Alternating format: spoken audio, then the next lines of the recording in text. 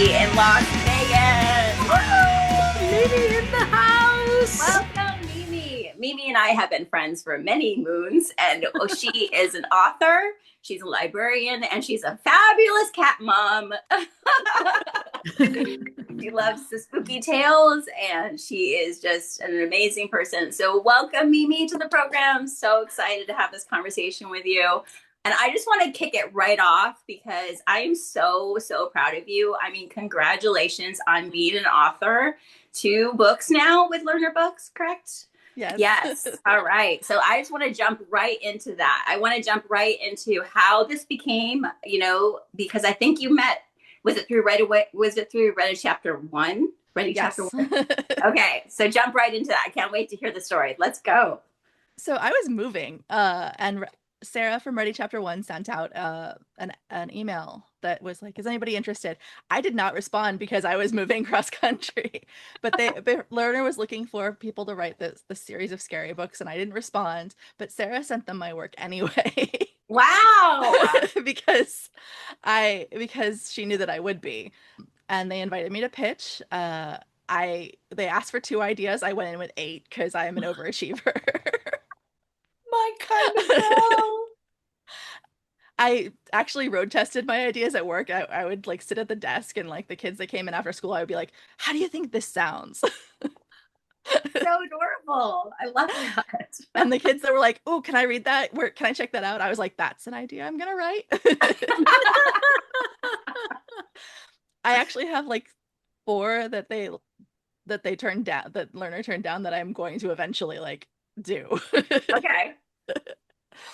Like on my own, because the kids were like, where can I check that out? Can I get it now? But so yeah, no, I pitched to them, and then they accepted 2 of the 8 that I came with. So I was like, awesome. So can we rewind for the people who don't know what Learner did you say? yes. Learner Books, yeah. Okay, tell us just a fragment what Learner is. They're an educational publisher, so the books, all in addition to being cool, spooky stories, they also teach phonics skills. So Camp Whispering Woods, or my 2 Camp Whispering Woods, teach complex consonants in the Clockwork Curse and mixed syllables for the Piano Ghost. Wow, that is incredible. So Mimi's not only creative, she's the most intelligent person.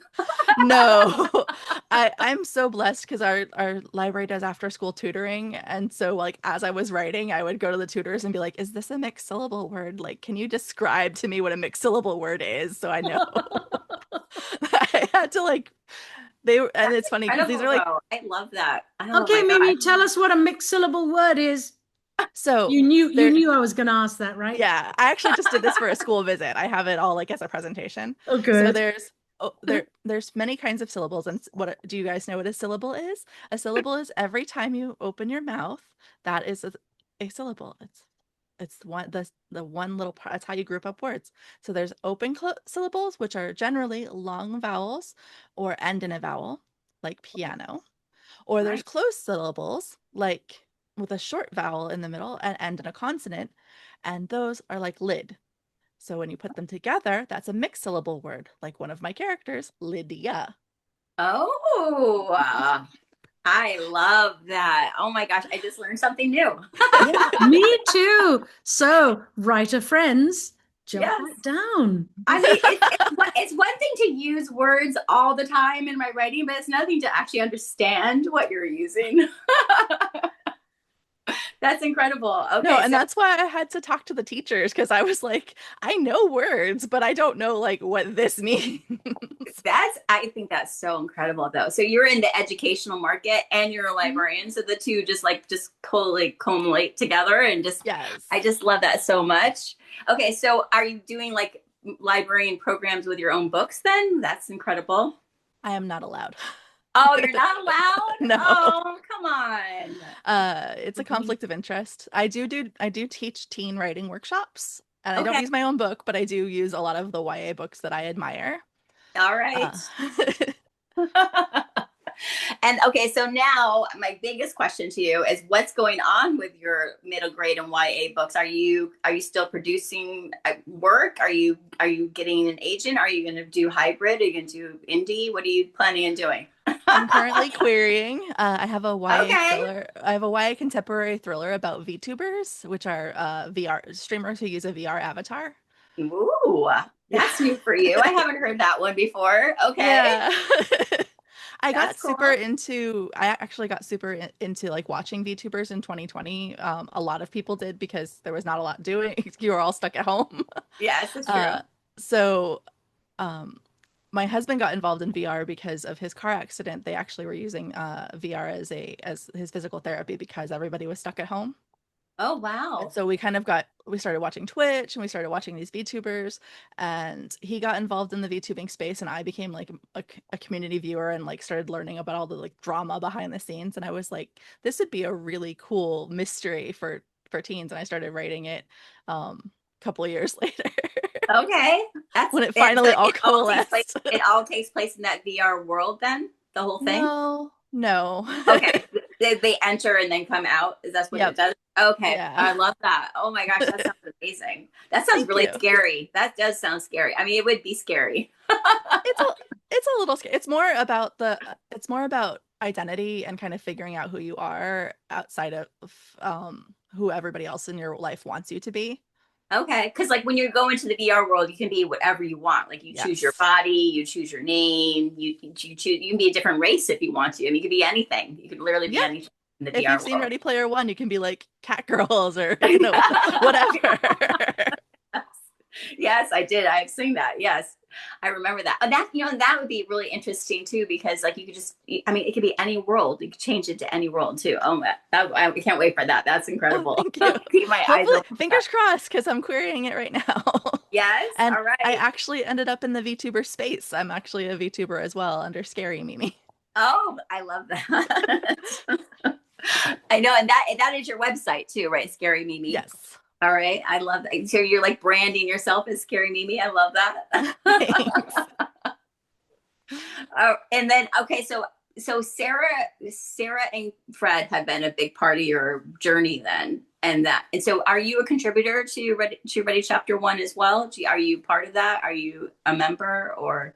I was I was more active when I was going through this because work and everything. I've been a little bit less involved. Yeah, Um, I need to have them on the program. I want to. you I should. super. They're amazing. So Yes. for the people like who don't know, who maybe aren't in the middle of all of that, can you tell us a little bit about Ready Chapter One? Ready Chapter One Absolutely. and Sarah And Fred. And Yep. Fred. and Fred? Thank you. So they're amazing. Sarah and Fred are amazing. They're both authors. Fred's an illustrator as well. They run a it's a free online critique group, which I'm more involved in, and also writing contests and things like that, which I'm less involved. That's what I'm less involved in is the content. Yeah, and they just started a new And program that free. What was it? It's called free. Readerful. Yes, Readerful. That's Yeah. it. Is this part of SCBWI? No, It's their own thing. It's their own company.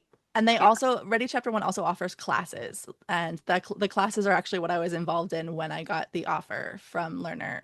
Oh, okay, that's what Yeah, you were doing one of those because extensive ones. yeah, and the classes are amazing. They go from idea all the way to how to query, like how to take your idea and mold it into something that actually is publishable. And Yes. that Sarah sent my classwork to Learner. Oh, I love that though. How that's amazing. You know what, Sarah has been part of my journey as well because I was part of the critique part, but they were running these contests for agents and you could submit a page, one page, and it gets critiqued. And then if it's liked enough, it goes to the next level. And then then the top three are sent to the agent. And then the agent gets to decide which one they actually want to see. And that happened to me with my book. Oh, cool. I submitted 3 separate times.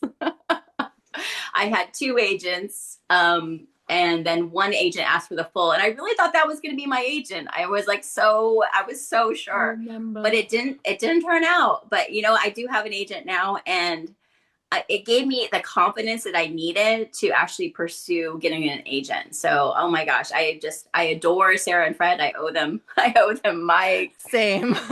So where does anybody find that? Ready Chapter chapter 1? one? Yeah. Yeah, it's readychapter1.com. ReadyChapter1.com? Yep. Yes. Yeah. Okay, Absolutely. Sarah and Fred. Thanks for that. But back to you, Mimi. Okay, so tell me what your everyday life is as a librarian. Because this is where I'm really interested. Like I love that you moved cross country and to be at this library. And so now, what is your actual title at this library? Because it's a big title. It's long. It's YPL Children's Librarian, which just stands for, it's really redundant, Young People's Library, Children's Librarian. And then were you a buyer for a while for the books? I was. Well? I worked in collection development for 6 years and I loved it. I kind of want to get back to it. I stopped because I missed the interaction with the kids and doing programs and like when I went to author visits, going to author visits and having the kids go, "You're the librarian who did the K-pop Demon Hunters program." So you're back into doing programs for the library, and yes. Is this a really big library in Las Vegas? Are you in different Are you like oversee many libraries, or are you just in one branch? I'm just in one branch, and it's not super big, but it's a good sized library. It's in a very family oriented community, and nice. I love that because I get to see them from birth all the way up till when they graduate high school. So is this a public library in Vegas? Yes. Fabulous. I love that. And so what kind of programs are you developing for your readers there? I did a K-pop Demon Hunters program when it was super popular. I think it'll always be popular.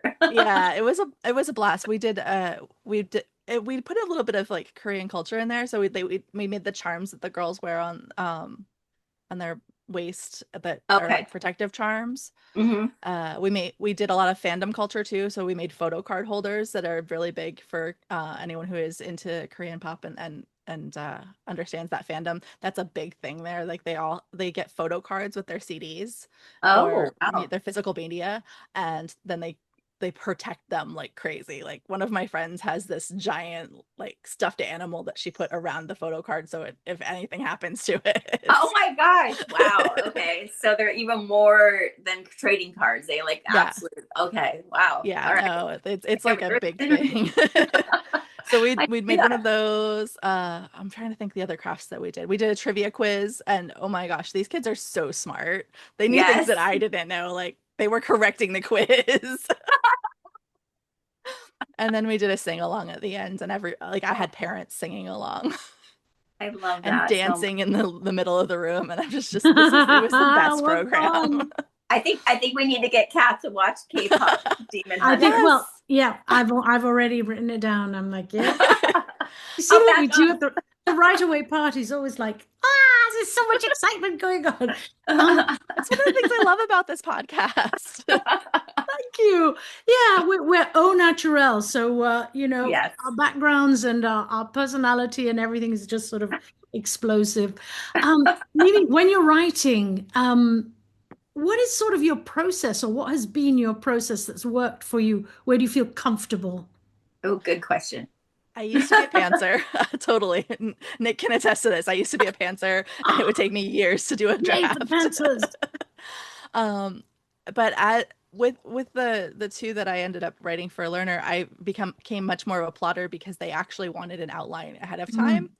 And they wanted to approve it because I'm new, I'm untested, I don't have an agent or anything like that. So they wanted to make sure I could actually handle this. And so I really appreciated the outline because at the time I was working 2 jobs, moving cross country, and just crazy pants. So I've started outlining more because it is something that like if I do get interrupted or I do have to just put it down to go to work, I know where I am. Okay. And what does the outline look like? It's literally a scene list. Okay. For me, it's a scene list, but it's also broken up into how I use Joyce's plot clock. So it's broken up that way. It's like a scene list of like, okay, so I know this has to be part of this part of the clock. This has to be this part of the clock, and it's just literally a list. And then that way, when I do sit down to write, I can be like, okay, I'm knocking out. I have enough time. I have like an hour. I can knock out these 3 scenes. Go ahead, Cath. That's really interesting. So for those of you who don't know, I'm going to refer you back to so look in the notes below and I'll tell you where we talked about Joyce's plot clock because there are Yes. 4 segments. Usually there are 3, but in Joyce's plot clock. That's I know. when you're dyslexic. There are 4 major parts. Yes? Yes. Well done. That's so interesting. Back to you, Nic. Okay. All right. So you used to be a pantser. Now you're an outliner. So are you taking that and bringing that to all of your projects now? Are you more an outliner now? So Yeah. so you have to think of it in totality instead of just in little bites now. But I think as a pantser though, I think we always did think of it in totality. Like, I mean, at least I did. I always thought it in big story, but now I guess outlining brings it down to the scene. So when you go to outline, I just have a question about this because I'm just like, I'm trying to get there. I'm just not there. I've got books to recommend. Please do. Yes, please do. One of my favorites. Oh, go ahead. Go ahead. No, please tell us what your favorite. Yes, I want to know. It's Libby Hawker's Take Off Your Pants and Write. Okay. I'm writing that down. Pants. It'll be in the notes. Take off your pants. I love it. Okay. And so she teaches you how to outline. All right. Okay. And so now that you're outlining instead of pantsing, are you still a discovery writer though? Do you still feel like it's a discovery as you're going because something's changed and how do you handle that? Like if your character actually wants to like do something different, like what are you doing? Like, are you changing the outline then? I have notebooks filled with scene lists where I have to be like, okay, I have to go into I color code them. Oh, it's like, okay, so it changed to the blue. So now I'm writing purple. Oh my gosh, I am so fascinated by this. I'm still really in the pants camp. Like, I mean, I call myself a discovery writer though, because I'm not really a pantser anymore. Like, I'm kind of like, I'm in the between. Like, so I start with I know where that's going to start. I kind of know what's going to be the twist, and I know what's going to be the end. And then how I get to those places. So you're a gardener. Oh, that's what it's called. I don't remember who did it, but somebody was talking about plotters versus pantsers, and they said they hated those terms. And they thought of discovery writers like gardeners. You knew what you were planting, and you knew how it was going to grow, but you didn't know when, or you were kind of trusting nature to do the rest of that. Oh, I love that. You were just nurturing it. That fits me like gardening gloves. I am a gardener and I plant. Yes. Thank you for that. I love that. I have gardening stuff behind me, so that makes so much sense. Oh my gosh, thank you for my new terminology, Mimi. I'm a gardener. Thank you. I don't remember who said it. It was at one of the conferences, and I was like, that's beautiful. I will never be an architect. I know there's some people that actually make spreadsheets and are just, intently, outlining. And that's why I wanted to know what your process was. That is not me. I write down what I think is going to happen as it's like a loose framework, and that's what the scene lists are. And so if a scene changes, I'm like, oh, great. Now I got to figure out what the scenes look like from here. So when you finished your little plot outline for Learner, and they signed off on it, and then you began to write, how closely did you have to stick to what they'd signed off on? Or could you sort of veer? And I'm trying to remember. It was kind of a whirlwind year. I think I stuck pretty closely to it. When it did veer, I would email them and be like, hey, this is going like this. Is that okay? Like, what do you think about that? And they would sign off whether or not they liked that idea. Oh, I love that. So you worked in tandem with them. Mm-hmm. And did you send them pages as you were producing, or yes? Okay. Yeah. Okay. Oh, I love that too. And so you were working very closely with an editor then at that time? Yeah. Oh, I love that for you. It was such a great experience. Like it gave me a lot of confidence to actually like go out and do this on my own. Yeah, I know. Isn't that incredible how that happens? Like, I've known you for so long, and you are a beautiful writer. And I've always said that about your writing. Like she literally creates an experience. Like, it's not just words on a page. Like she brings you into this world, and I just never forget that top of that staircase when your character was up there, and you're like, oh my God, he's gonna go downstairs. And it was, I forgot, was it Hunter? Was his name Hunter? Yeah. Yes. and oh my gosh, that scene, like it just like broke me. And I was just like, oh, you have to bring that book back at some point, resurrect that book, because I just want it. If I can figure out how to deal with the biggest plot hole in it, I will. Well, put the plot hole out here. You never know.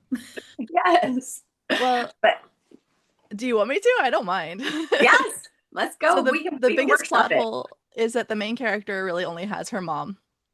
And this actually, like, this book has been, you know, it got an honorable mention at Rising Kite. It got me into Pitch Wars.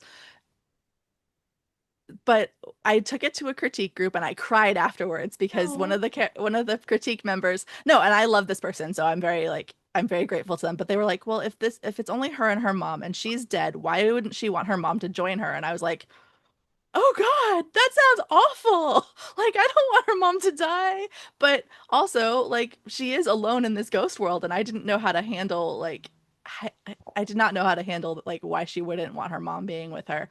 And without, like, I don't want her mom to die, and I know she didn't want her mom to die, but I couldn't figure out why, if that makes sense. Well, I mean, you could always do what I did in my novel, which I gave the character a sibling. And I mean, you could always go that route, and that the mom has, you know, either pregnant with a child or has a baby, you know, to care for. I don't know. That might change the story a little bit, but it would also make it even more endearing if there was a baby to be, you know, because I know child. Yeah, the precious child moment. Yeah. And it's not manipulation, people. it's story building. Exactly. Something to think about, something to ponder, Mimi. No, I like that idea. Yeah. Good one, Nic. You see, she's the person to talk to about dead characters. All right, Mimi. Well, I want that book. So you need to figure out the plot. I will figure it out. Yeah. But I mean, I just applaud you, because I just think that it takes such tenacity to keep going in this business, and you have proven yourself, and I am just so proud of you. And the validation of having the actual work published, there is something to be had for that. There's just like this confidence that comes from you, and I think you bring it to the page. Do you feel like you bring more confidence to the page now when you go to write? Yes. Actually, my writing group that I'm still part of, the Owls, when I finished, I started handing stuff into them, just because I don't do it all that often because they're East Coast and I'm out here. But I sent in a chapter, and one of my critique partners said, your writing has matured. Like, where did this come from? It's just having gone through the experience of getting your work out there. Yeah, and I think that deep editing process that you have to go through, I think that teaches us yards and yards of things that we might never have seen if we just continue to do what we're doing on a daily basis on our own. I love that. I think that's a great place to end. I am so happy that we came, Mimi, and I just want to have you back again. I would love that. I had so much fun. I'm just so excited to follow your journey, and I'm so happy to be able to tell you in person, hi, how proud I am, because I've been screaming over here that you got these books published, and what a great space. So that's like a whole new space I never really thought about, the educational market. So writer friends, you know, there is so many places that you can actually get published and be published, and I just want to celebrate books. So, and I think Cath has some rapid fire questions for you, Mimi. So get ready. I do. We have 10 rapid fire questions, and you can answer just with one word, and nobody's going to challenge you. There's no wrong answer. And if you want to pass, you can pass, but we might just let you pass on one. No, just kidding. Okay, where's your favorite place to write? The lunchroom at my job. I love it.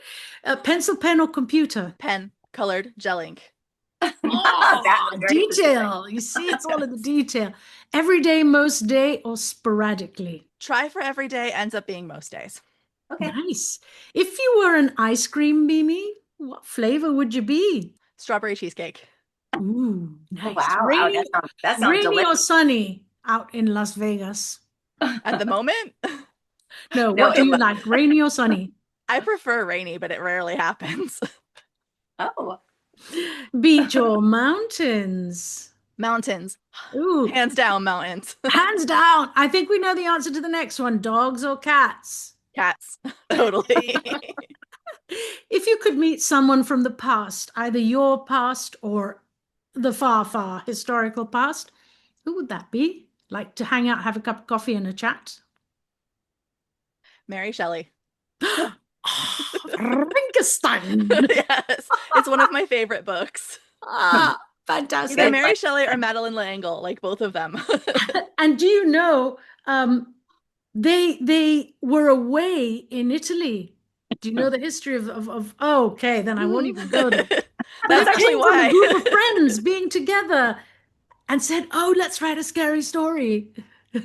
Oh, wow. So that's actually how Polidori's that's how Polidori's the Vampire also came into play. There you go. So don't discount your little group of friends. Don't discount those weekends that you go away and you do what feels like maybe silly things or party games. Or everything can turn into something. Yes. And she wrote in a time when women didn't write, especially didn't write scary stories.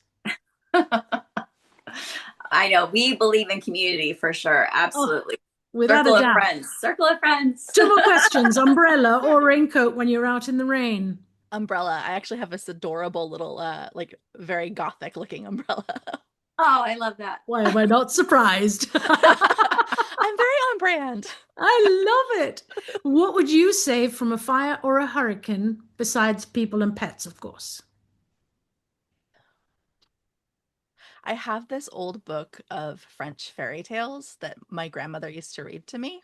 And I got it when they passed. And it's part of a group of like larger world fairy tales. But that book particularly, I fell in love with it as a kid. And I would rescue that. Oh, I love that. Precious. That's a very beautiful idea. And it's in French. You said you speak French? No, it's Tales from France. Oh, okay. I'm like, you never told me you speak French. Oh God, no. Love that. A series. It was Fairy Tales from France, Fairy Tales from China. I don't remember the other 2, but my sisters got the other 2 and I got France. Oh, our childhood books. That's what's so important. And I just love that. And I love that you're carrying on tradition by being a librarian and bringing educational books to, I'm just so honored you were here today. Thank you so much. Thank you for having me. This is all right, lovely call, everybody. Yes, Mimi. Woo!